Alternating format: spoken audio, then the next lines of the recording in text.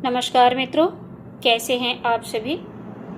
तो चलिए TGT, PGT एवं सभी प्रतियोगी परीक्षाओं के लिए महत्वपूर्ण टॉपिक है हिंदी शब्द संपदा। इसका अध्ययन करते हैं। भाषा का स्वरूप वाक्य, शब्द तथा वर्णों से निर्धारित होता है। वर्ण भाषा की सूक्ष्मतम इकाई होते हैं। स्वर तथा व्यंजनों से युक्त हिंदी भाषा संसार की एक वैज्ञानिक एवं समृद्ध भाषा है। तो शब्द वर्णों के सार्थक समूह को शब्द कहा जाता है। शब्द किसे कहते हैं? तो वर्णों के सार्थक समूह को शब्द कहा जाता है। जैसे राम, आगरा, रोटी इत्यादि, इन सभी शब्दों का अर्थ निकलता है। आचार्य पतंजलि ने शब्द के विषय में कहा, लोक व्यवहार में अर्थ की प्रतीति कराने वाली ध्वनि शब्द है। अर्थ के स्तर पर भाषा की लघुतम स्वतंत्र इकाई शब्द है। ध्यान रखने वाली परिभाषाएं हैं दोनों। शब्द की परिभाषा देते हुए महर्षि पतंजलि ने कहा कि लोक व्यवहार में अर्थ की प्रतीति कराने वाली ध्वनि शब्द है। अर्थ के स्तर पर भाषा की लघुतम स्वतंत्र इकाई शब्द है। भाषा को बोलने तथा लिखने में शब्दों का प्रयोग होता है। इन शब्दों के भंडार को शब्द समूह कहा जाता है। शब्दों को वर्गीकृत करने की रचना तथा उद्गम दो आधार हैं। रचना के आधार पर शब्दों के भेद। शब्दों को रचना या बनावट के आधार पर रूढ़, यौगिक तथा योग रूढ़, इन तीन भागों में बांटा गया है। परंपरा से रूढ़ अर्थ में प्रयुक्त शब्द रूढ़ कहलाते हैं, जैसे काला, नीला, शरीर के अंग आदि। तो रूढ़ शब्द वे होते हैं जिनमें कोई परिवर्तन नहीं होता। समाज जिनको स्वीकार कर लेता है वो सभी शब्द रूढ़ कहलाते हैं। औरत है, बालक है, बूढ़ा है, जो जैसी अवस्था में जैसे कहे गए हैं, समाज ने जिन अवस्थाओं को स्वीकार कर लिया है तो हम उनको उसी तरह रखेंगे, उसमें कोई परिवर्तन नहीं हो सकता। कौवा है, तोता, बिल्ली आदि, इन सभी को समाज ने इनकी ध्वनियों के आधार पर स्वीकार कर लिया कि कुत्ता इस प्रकार से भौंकता है, तो कुत्ते की ध्वनि, भौंकने की ध्वनि को सुन करके समझ जाते हैं कि कुत्ता भौंक रहा है। कौवा है, बिल्ली है, जो भी पशु पक्षी अपनी ध्वनियों के आधार पर समझ लिए जाते हैं कि कौन बोल रहा है। तो ऐसे जो शब्द होते हैं वो सभी रूढ़ कहलाते हैं। यौगिक शब्द वे होते हैं जो दो शब्दों से मिलकर बने होते हैं। जैसे पुस्तकालय शब्द है तो पुस्तक प्लस आलय से मिलकर बना दीर्घ संधि है। इस शब्द में यौगिक शब्द संधि, समास, प्रत्यय, उपसर्ग आदि की सहायता से बनते हैं। अपना सामान्य अर्थ छोड़कर रूढ़ि से चले आ रहे किसी विशेष अर्थ का प्रतिपादन करने वाले शब्द योग रूढ़ कहलाते हैं। और योग रूढ़ शब्द जितने भी होते हैं वे सभी बहुब्रीहि समास के उदाहरण होते हैं, जैसे दशानन, गजानन, लंबोदर, ये सभी। उद्गम के आधार पर शब्दों के भेद। शब्दों को उद्गम के आधार पर तत्सम, तद्भव, देशज, विदेशी और संकर जैसे शब्दों में बांटा जा सकता है। हिंदी में जिन शब्दों को संस्कृत से सीधा बिना किसी हेर फेर के ग्रहण किया गया वे शब्द तत्सम कहलाते हैं, जैसे कर्ण, प्रातः, कपि, पृथ्वी, विद्या आदि। और इन्हीं के जो विकृत शब्द हैं जो हिंदी में प्रचलित हैं, जिन्हें हम तद्भव कहते हैं, ऐसे जो शब्द हैं, जैसे पृथ्वी को धरती कह देते हैं, विद्या को ज्ञान कह देते हैं, कपि को बंदर कह देते हैं, ऐसे जो शब्द हैं वो सभी तद्भव शब्द हैं। जैसे सांप, कान, काठ, होठ इत्यादि, ये सभी तद्भव शब्द हैं।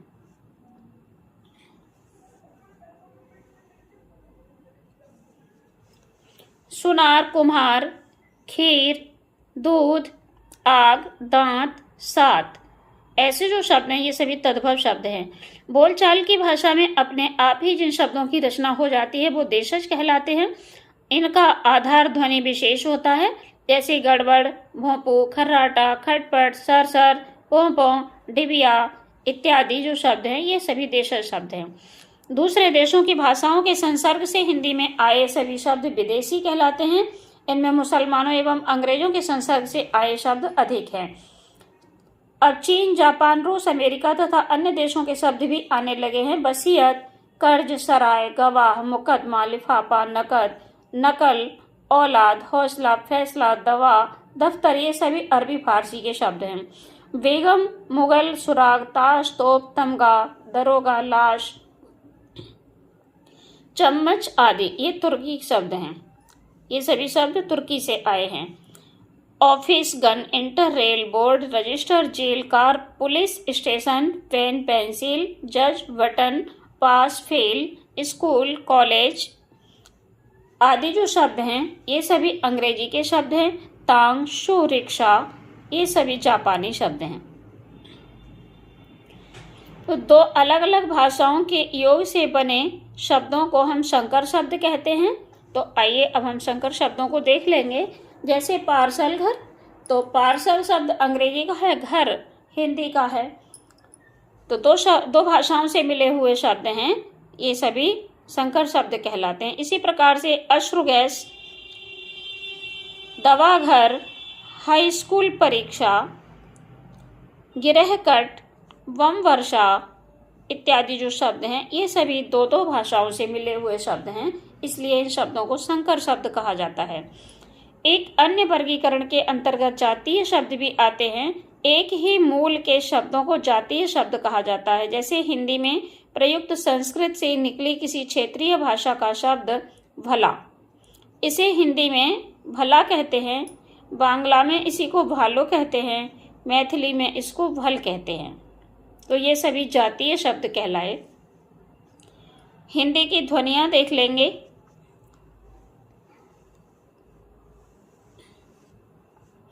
भाषा का आधार वर्ण, शब्द, वाक्य आदि हैं। पाणिनि ने वर्ण को ध्वनि के आधार पर विभाजित किया। वर्ण का मुख्य आधार ध्वनि ही है। उच्चारण के समय ध्वनि पर ही ध्यान दिया जाता है। ध्वनि का लिखित रूप वर्ण है। हमारे शरीर में मुख, होठ, जिह्वा, तालु, दांत, कंठ, नाक के संसर्ग एवं सहयोग से ध्वनि तथा ध्वनि से ही वर्ण निकलते हैं। अखंड मूल ध्वनि वर्ण है। भाषा की लघुतम इकाई वर्ण है। वर्ण समूह को वर्णमाला कहा जाता है। वर्ण का सांकेतिक लिखित रूप लिपि कहलाता है। हिंदी वर्णमाला का मुख्य आधार पाणिनि रचित अष्टाध्यायी में उल्लिखित 14 माहेश्वर सूत्र हैं। हिंदी वर्णमाला को स्वर और व्यंजन दो भागों में बांटा गया है। स्वर किसे कहते हैं? बिना किसी अवरोध के जिन वर्णों का उच्चारण हो, जैसे आ, ई आदि, ये सभी स्वर हैं। स्वर को ह्रस्व तथा दीर्घ दो रूपों में बांटा गया है। जैसे ह्रस्व स्वर अ, ई, उ रहे, दीर्घ स्वर आ, ई, उ, ए, ऐ, ओ, औ, ये सभी हैं।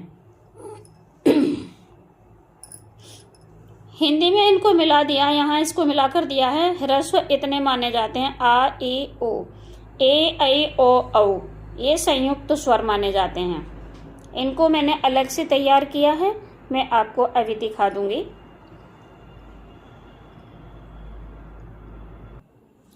जैसा कि अभी हमने पढ़ा था कि हिंदी वर्णमाला का मुख्य आधार पाणिनि रचित अष्टाध्यायी में उल्लिखित 14 माहेश्वर सूत्र हैं। तो इन माहेश्वर सूत्रों को हम देख लेंगे।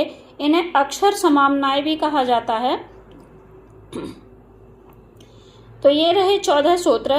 आ, ई, उण, रील, रिक, ए, ओम, ऐ, औच, है, वरट, लण, यमगणनम, झवै, घटधश, जब, गटदश, खब, छठत, चटतव, कपय, शशर, हल। तो इन माहेश्वर सूत्रों को हम अक्षर समाम्नाय नाम से भी जानते हैं और माहेश्वर सूत्रों के नाम से भी इन्हीं को जाना जाता है।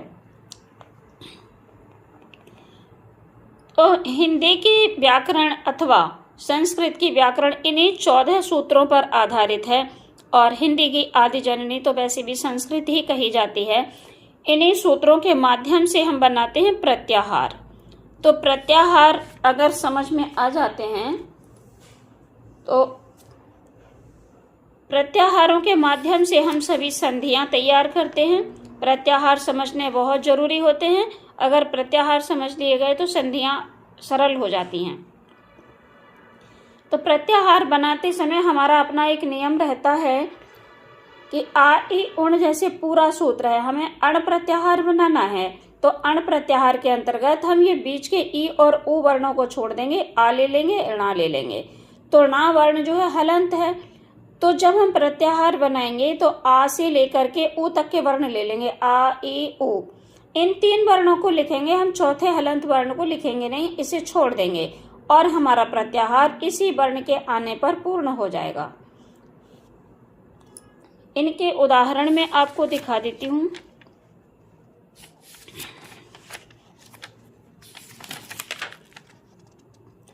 ये प्रत्याहार हैं। प्रत्याहारों का निरूपण और उदाहरण, जैसे ये अण प्रत्याहार मैंने अभी आपको बताया, तो इसमें णा को छोड़ दिया गया, हलंत था इसलिए। तो हलंत वर्ण जितने भी हैं वो कोई भी प्रत्याहारों में शामिल नहीं किए जाते हैं, उनको छोड़ दिया जाता है, आगे के वर्ण ले लिए जाते हैं। जैसे अक प्रत्याहार है, तो अक प्रत्याहार में आ और का 2 वर्ण हैं, तो आ से लेकर के का से अंदर अंदर के वर्ण हम ले लेंगे और हलंत का को हम छोड़ देंगे।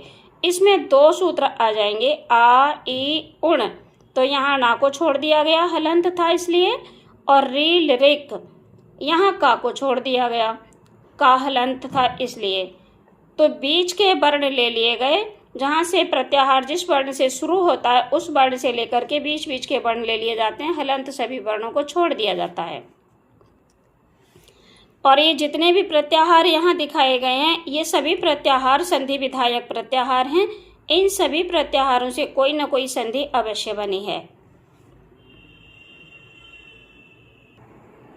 तो इस प्रकार से प्रत्याहारों की संख्या 42 है। तो अब हम वर्णों के उच्चारण स्थान विधायक सूत्रों को देख लेंगे। अकुह विसर्जनीयानाम कंठा, अकुह विसर्जनीयानाम कंठा। तो ये सूत्र कहता है आ का वर्ग, हा और विसर्ग, इन सभी का उच्चारण स्थान जो है कंठ होता है। इचु यशानाम तालु, ई चवर्ग के सभी वर्ण चा छ जा झा यहाँ, ऐसे कवर्ग के का खा गा घा ङा। तो ई चवर्ग के 5 वर्ण या और शा, इन सभी वर्णों का उच्चारण स्थान तालु है। ऋतु रसाणाम मूर्धा, तो री रा टवर्ग और शा, इन सभी वर्णों का उच्चारण स्थान मूर्धा है। ऋतु लसानाम दंता, ली ला तवर्ग और सा वर्ण, इनका उच्चारण स्थान दंत है। उपु पद्मानीय नाम ओष्ठौ, उ पवर्ग और उपद्मानीय। उपद्मानीय कहते हैं पा और फा से पहले जो अर्ध विसर्ग आती है, इनको हम उपद्मानीय कहते हैं। तो इन सब का उच्चारण स्थान ओष्ठ होता है। यमंगणा नाम नासिका, तो ये प्रत्येक वर्ग के पंचम वर्ण हैं। इन सब का उच्चारण स्थान यमंगणा ना, इतने जो 5 वर्ण हैं इन सब का उच्चारण स्थान नासिका है। ए दई तो कंठ तालु, ए ऐ, इन दोनों का उच्चारण स्थान कंठ और तालु है। देख लीजिए, कंठ और तालु दोनों को इनका उच्चारण स्थान इसलिए बताया गया कि आ और ई दोनों के संयोग से ए वर्ण बनता है, इसीलिए इन्हें संयुक्त स्वर भी कहते हैं। ए ऐ ओ औ दोनों को संयुक्त स्वर भी कहा जाता है। तो ए दई तो कंठ तालु, कंठ से उच्चारण हुआ है आ का और ई का उच्चारण हुआ है तालु से, तो दोनों के संयोग से बना ए ऐ, इसलिए इनका उच्चारण स्थान कंठ तालु है। और ओ दौ तो कंठोष्ठम, वकार से दंतोष्ठम, ओ औ, ओ औ का जो उच्चारण स्थान है वो कंठोष्ठ है। आ और उ के संयोग से ओ वर्ण बनता है, संयुक्त स्वर है। तो आ का उच्चारण स्थान कंठ है और उ का उच्चारण स्थान ओष्ठ है, इसलिए इनका उच्चारण स्थान कंठोष्ठ हुआ। वकार से दंतोष्ठम, तो वा, उ और आ के संयोग से वा बनता है, इसलिए इनका उच्चारण स्थान दंतोष्ठ हुआ। उ का उच्चारण स्थान ओष्ठ है, तो इसलिए इनका उच्चारण स्थान दंतोष्ठ कह दिया। वो का वकार से दंतोष्ठम, जिह्वा मूल्य से जिह्वा मूलम, तो जिह्वा मूल्य से जिह्वा मूलम, जिह्वा मूल किसे कहते हैं? का और खा से पहले जो अर्ध विसर्ग आती है इसको हम जिह्वा मूलीय कहते हैं। नासिका अनुस्वारस्य, अनुस्वार का उच्चारण स्थान नासिका है।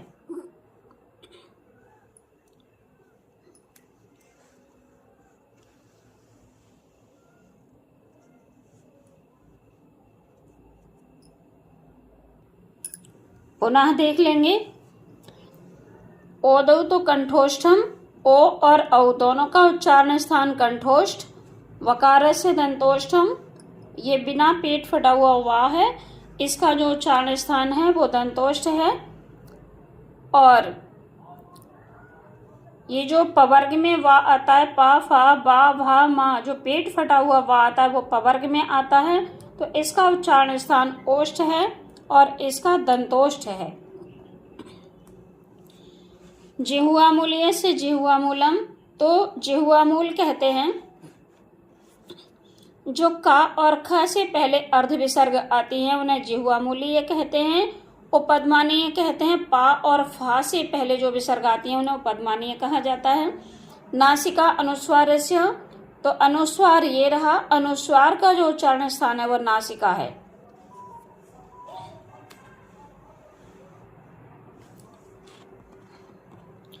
संस्कृत में स्वरों को अच कहते हैं, इनकी संख्या 9 है। ये रहे आ ए ओ, री री ए आई ओ औ। इनमें ह्रस्व स्वर आ ए ओ री हैं, दीर्घ स्वर आ ए ओ री हैं, प्लुत स्वर ओम है। हिंदी में प्लुत स्वर को नहीं मानते तो है लेकिन ये काम में नहीं आता, सिर्फ वेदों के काम आता है, ये मंत्रों में वेदों में पढ़ने के लिए मिलता है। तो प्लुत स्वर इसे कहा जाता है, हमें मालूम जरूर होना चाहिए। और संयुक्त स्वर ये रहे ए ऐ ओ औ।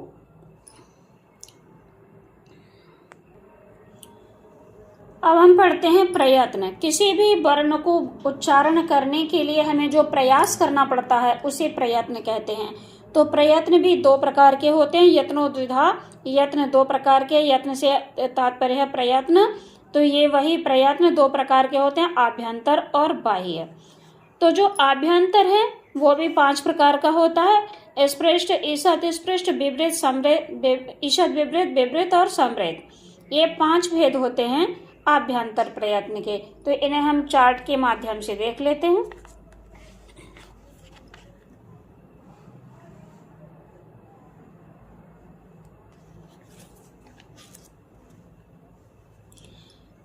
आभ्यंतर प्रयत्न चित्रम, तो स्पृष्ट के अंतर्गत आ गए ये 25 वर्ण, 5 वर्ग आ गए। का खा गा घा ङा, चा छा जा झा या, टा ठा डा ढा णा, ता था दा धा ना, पा फा वा भा मा। तो इनको स्पर्शी व्यंजन भी कहा जाता है। तो जितने स्पर्शी व्यंजन है 25 वर्ण होते हैं स्पर्शी व्यंजन के अंतर्गत। तो ये 5 वर्ग के 25 वर्ण स्पृष्ट कहे जाते हैं। ईषद स्पृष्ट जो अंतस्थ हैं वो ईषद स्पृष्ट कहे जाते हैं, य व र ल। विवृत सभी स्वर आ गए इसमें, आ ए ओ रे ए रील रे ए ओ ऐ औ। तो विवृत में सभी स्वर आ गए और ईषद विवृत में ऊष्म वर्ण आ गए, श श श और ह। समृत में ह्रस्व आ आता है। तो इस प्रकार से हमने आभ्यंतर प्रयत्न को पढ़कर खत्म कर लिया। आगे अब हम बाह्य प्रयत्न को पढ़ेंगे।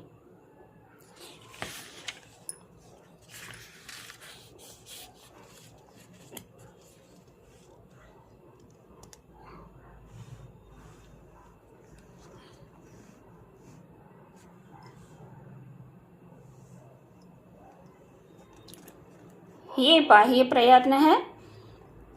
तो बाह्य प्रयत्न जो है वो 11 प्रकार का होता है, बाह्यस्त्व एकादशधा। तो बाह्य प्रयत्न हमारा 11 प्रकार का होता है, इसे हम यहाँ से देख लेंगे। तो इसमें हम घोष, अघोष, अल्पप्राण, महाप्राण, उदात्त, अनुदात्त, स्वरित, संवार, नाद, ये विवार, श्वास, ये सभी चीजें हम बाह्य प्रयत्न के अंतर्गत पढ़ते हैं। ये पुस्तक पाणिनीय अष्टाध्यायी है। तो यहाँ से जो भी चीज दी गई है कोई भी गलत नहीं हो सकती है। और यही सब चीजें जो इसमें दी गई हैं वो हिंदी में भी पूछी जाती हैं।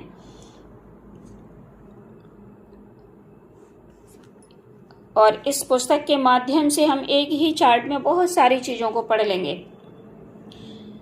इन प्रयत्न से आपको 2-3 प्रश्न अवश्य ही मिलेंगे।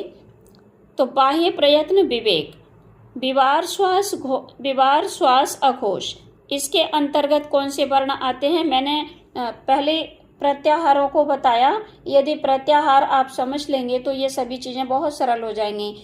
खर प्रत्याहार होता है, तो खर प्रत्याहार में खप छठत चटतप सूत्र है, उससे शुरू होगा। और शशर, ये 13वां सूत्र है शशर, तो इसके रा पे अंत हो जाएगा। यानी खप छठत का इस सूत्र का पहला वर्ण है ख और शशर सूत्र का अंतिम वर्ण है र।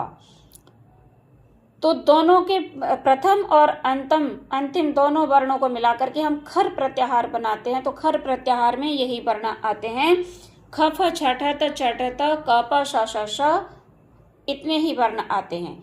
तो ये सभी वर्ण रहे ख, का, ख, चा, छ, टा, ठा, ता, था, पा, फा। हम इनको ऐसे भी जान लेंगे।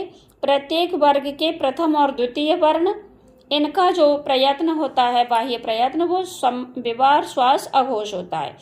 और ये तीनों शा, यानी प्रत्येक वर्ग के प्रथम द्वितीय वर्ण और तीनों शा, इन सब का जो बाह्य प्रयत्न होता है वो विवार श्वास अघोष होता है। अब बच गए प्रत्येक वर्ग के तृतीय चतुर्थ और पंचम वर्ण अंतस्थ वर्ण, तो इनका जो बाह्य प्रयत्न होगा वो संवार नाद घोष होगा।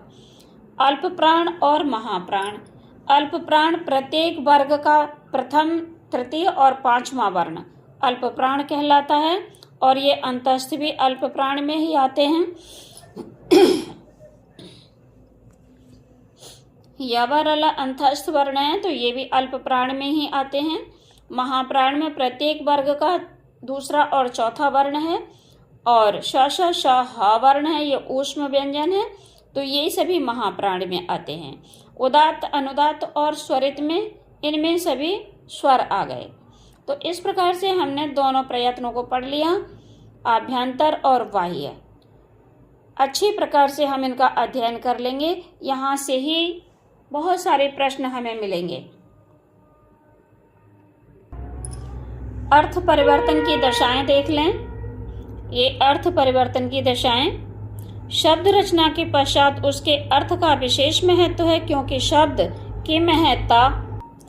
तो मित्रों, मैं यहाँ आपको 2 किताबों से पढ़ा रही हूँ। एक गोविंद पांडे की, ये पुस्तक गोविंद पांडे की है, बल्कि 3 किताबें हैं। जहाँ आवश्यकता पड़ती है तो पाणिनीय अष्टाध्यायी को भी रखती हूँ सामने। एक पाणिनीय अष्टाध्यायी से भी मैंने आपको 14 सूत्र और प्रयत्न पढ़ा दिए। और दूसरी किताब ये रही, ये गोविंद पांडे की है, तो इससे अर्थ परिवर्तन की स्थिति को जान लेंगे, अर्थ परिवर्तन की दिशाएं समझ लेंगे। तो और तीसरी पुस्तक जो है वो कंप्लीट कोर्स है। तो मुझे जहाँ से भी अच्छा मटेरियल मिलता है मैं वहाँ से ले लेती हूँ। ऐसा नहीं कि एक ही पुस्तक सभी चीज़ों के लिए ठीक रहेगी।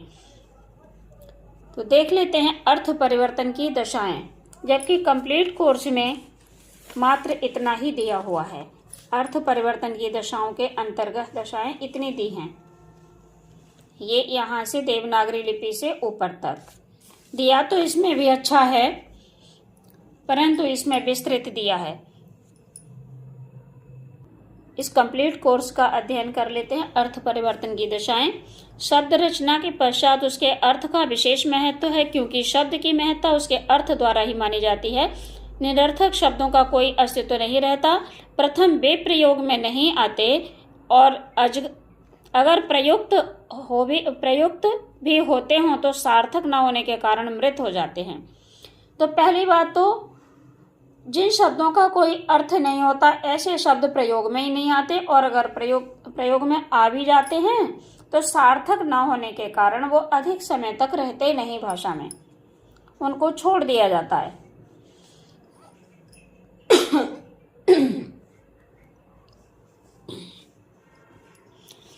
अर्थ परिवर्तन से तात्पर्य है कि शब्द का मूल अर्थ कुछ भी रहा हो, परंतु देशकाल परिस्थितिवश उसे दूसरे अर्थ में भी प्रयुक्त किया जाए। इस विषय पर ब्रेल ने सर्वप्रथम कार्य किया। तो अर्थ परिवर्तन की 3 दशाएं हैं। सबसे पहली अवस्था है अर्थ विस्तार। तो प्रथम अवस्था में शब्द का मूल अर्थ व्यापक अर्थ में प्रयुक्त हो तो उसे अर्थ विस्तार कहते हैं। जैसे मास्टर शब्द प्रायः अध्यापक के लिए प्रयुक्त होता था, परंतु अब तो मास्टर शब्द का अर्थ विस्तार हुआ बैंड मास्टर, टेलर मास्टर आदि रूपों में। इसी प्रकार से गुरु शब्द का अर्थ भारी हुआ करता था, गंभीर, विद्वान के रूप में होता था, जो प्रायः शिक्षक के रूप में प्रयुक्त होता था। परंतु अर्थ विस्तार के कारण किसी भी क्षेत्र का सिद्धहस्त व्यक्ति गुरु कहलाया, भले ही वह अपराधी ही क्यों न हो।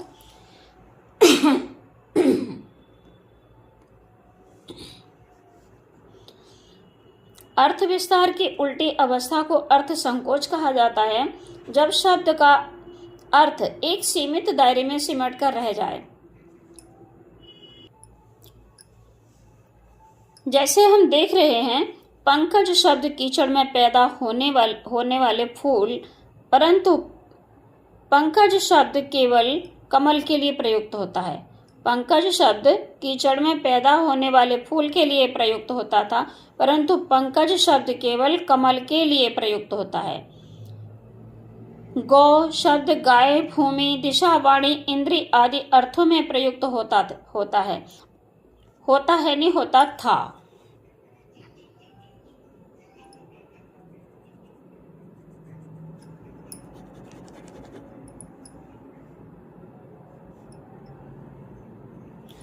परंतु अब प्रायः गाय के लिए ही प्रयुक्त होता है। पूर्व में हम इस गौ शब्द को इतने सब अर्थों में प्रयोग में लाते थे, लेकिन अब अर्थ संकोच होने की दशा में गौ शब्द का अर्थ सिर्फ गाय ही रह गया।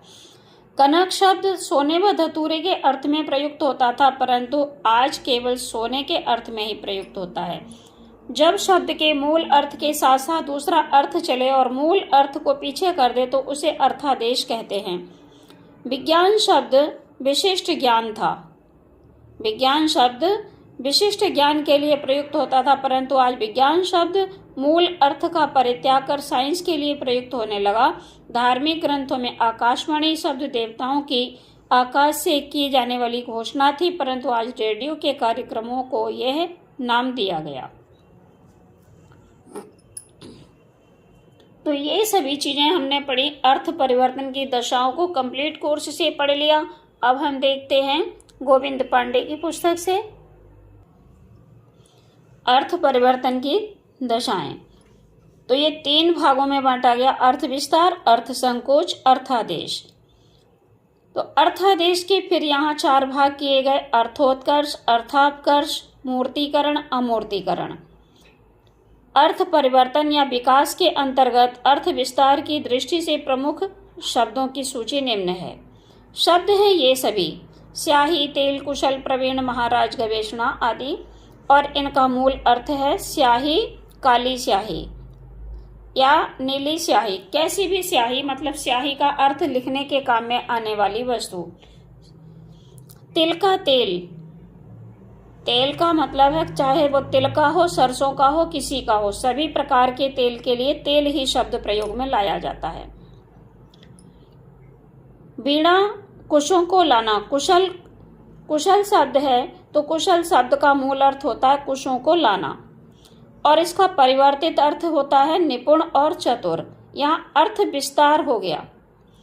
जैसे स्याही शब्द काली स्याही के लिए प्रयुक्त होता, और जब अर्थ विस्तार हुआ तो सभी रंगों की लिखने की जो स्याही है वो स्याही ही कहलाई।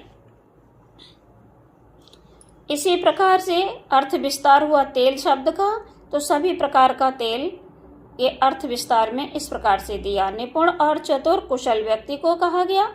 प्रवीण विद्या वादन में जो निपुण होते थे उनके लिए कहा जाता था। मूल अर्थ ये रहा, परंतु जब अर्थ का विस्तार हुआ तो दक्ष और चतुर ये शब्द भी इसी के लिए प्रयुक्त होते हैं। महाराज राजा के लिए कहा जाता था, लेकिन जब परिवर्तित अर्थ आया और अर्थ का विस्तार हुआ तो रसोइया भी महाराज कहा जाने लगा। गवेषणा का मूल अर्थ है गाय चाहना। अब इसका जब अर्थ विस्तार हुआ तो खोज भी इसी का अर्थ है, इसी का पर्यायवाची है खोज शब्द। अर्थ परिवर्तन या विकास के अंतर्गत अर्थ संकोच की दृष्टि से प्रमुख शब्दों की सूची निम्न है। तो शब्द है सर्प, मूल अर्थ है जो सरकता है वो सर्प, और परिवर्तित अर्थ संकोच सिर्फ सांप ही बनकर रह गया, इसका कोई दूसरा पर्यायवाची नहीं आया। तो अर्थ संकोच के अंतर्गत आने वाले ये सभी शब्द हैं, मूल अर्थ है और अर्थ संकोच होकर के इतना का इतना ही रह गया। अर्थ परिवर्तन के अंतर्गत अर्थादेश की दृष्टि से कुछ प्रमुख शब्दों की सूची यहाँ देख लेंगे। तो अर्थ परिवर्तन, ये अर्थादेश को हमने 4 भागों में इन्होंने बांटा, तो चारों चीजों को हम देख लेंगे। अर्थोत्कर्ष में आने वाले ये शब्द हैं, अर्थापकर्ष के अंतर्गत, अमूर्तीकरण के मूर्तीकरण के अंतर्गत। अमूर्तीकरण में मैंने ये लाठी शब्द कई परीक्षाओं में देखा है, तो इसको ध्यान रखेंगे। लाठी शब्द का अर्थ होता है सहारा और ये अमूर्तीकरण के अंतर्गत आता है। तो अर्थोत्कर्ष में मुग्ध, फिरंगी, पाखंड, चाल, जमादार, चारवाक, सुहागन, देहाती, चमार, सीधा साधा, हजरत, गवेषणा, देवदासी, महाजन, सभ्य, ये सभी अर्थोत्कर्ष, अर्थात इन शब्दों के अर्थ का उत्कर्ष होता है। इनके और भी पर्यायवाची मिलेंगे। अर्थापकर्ष असुर, जुगुप्सा, शौच, कृष्ण, त्योहार, मूर्त, घृणा, मधुर, वज्रबटुक, आबदस्त, महाराज, मंदिर, कलश, नाम, कुंभ, ये सभी अर्थापकर्ष, अर्थात इनके बहुत अधिक अर्थ नहीं मिलेंगे। अमूर्तीकरण, जो कि वस्तुएं होती हैं पर मूर्तीकरण नहीं होता, उनका प्रत्यक्ष ना होकर के अप्रत्यक्ष रूप में इन शब्दों को बोला जाता है। किसी का पुत्र है तो कह देते हैं तुम तो बुढ़ापे के सहारे हो, तो इस प्रकार से इन शब्दों का प्रयोग होता है। अमूर्तीकरण में लाठी, अंधे की लाठी हो तुम तो, लाठी है नहीं, कह दिया गया कि तुम तो अंधे की लाठी हो, अर्थात अंधे का सहारा हो। कांटा लगा, कोई बहुत कड़वी बात कह देता है तो कह देते हैं कि हमारे हृदय में कांटे की समान चुभ रही है, तो कांटे का अर्थ है दर्द। देखता नहीं, होता है। भार, जिम्मेदारी, निमग्न, व्यस्त, गधा, मूर्ख, गधा है नहीं, हमने कह दिया किसी मूर्ख को तुम तो निरे गधा हो, तो गधा है नहीं, उसके लक्षणों के आधार पर कह दिया। और यहाँ शब्द शक्ति देखी जाए तो शब्द शक्ति लक्षणा दिख रही है। इसी प्रकार से हम इन सभी शब्दों को पढ़ लेंगे जो अमूर्तीकरण के अंतर्गत आते हैं। मूर्तीकरण जो सामने दिखता है, ये अप्रत्यक्ष में आ गए और ये प्रत्यक्ष में आ गए। उपन्यास, सुहाग, सौभाग्य, सामग्री, संचय करना, वाद उड़ाना, विचार बिखर गए, बिरहाग्नि, विचारधारा, विद्याधन, देवता, जनता, सफेदी, उतराई, धुलाई, रंगाई, सवारी, तो ये सभी शब्द मूर्तीकरण के अंतर्गत आ गए। हमने यहाँ से गोविंद पांडे की पुस्तक से इन सभी चीजों को पढ़ लिया है, कोई दिक्कत नहीं है। पाठक थोड़ा धैर्य बनाए रखेंगे, वीडियो में कभी कभी ट्रेन की आवाज आ जाती है, तो इन सभी चीजों को हमने पढ़कर समाप्त कर लिया है। दोनों पुस्तकों से पढ़ लिया हमने, कंप्लीट कोर्स से भी, गोविंद नारायण पांडे की पुस्तक से भी अर्थ परिवर्तन की दशाओं को पढ़ लिया है। अब हम आगे देवनागरी लिपि का अध्ययन करेंगे। तब तक के लिए जय हिंद, जय भारत।